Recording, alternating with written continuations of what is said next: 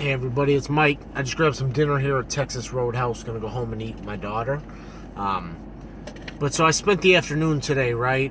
This morning, and then I went back for a second round at I mentioned earlier, ECC North Campus, which is Erie County Community College. A lot of gen ed students, criminal justice majors. I talked to about 100 people today, throughout the day. I'd say 98 out of 100 didn't have a clear career path. Now, a lot of them are young, right? 20 or under. The one that's coming to mind that had a career path was 30 years old with 2 kids. So she knew what she wanted and she had a lot on the line. So she wasn't messing around. Most of the people are struggling through.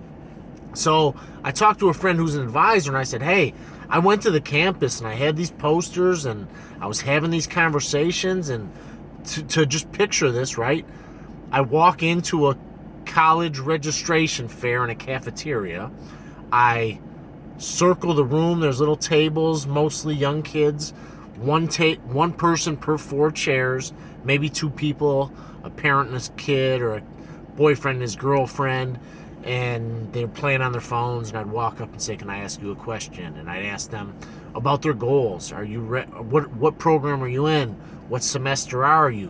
What do you want to do? Why did you pick that? What's your plan to get there? Do you know anybody that does that? Every person I asked that question said no. I said, well, here's what you need to do. You need to go meet somebody that does that and ask them some questions now before you spend 2 years to go into this 4-year program for whatever major you chose and realize you don't want to do it. Girls that are gen ed and want to be dental hygienists, I say, okay, that's a good path. Are you cool looking at somebody's dirty mouth? Well, I don't know. I never thought of that. Well, you should, because that's what your job will be. So how about you go meet somebody that's a hygienist and look in somebody's dirty mouth and see if you're okay with that, right? So I talked to a friend who was like, oh my God, you're so brave. I can't believe you did that. And what I want to say about fear is that everyone is scared. I'm scared. Everyone that's successful was scared.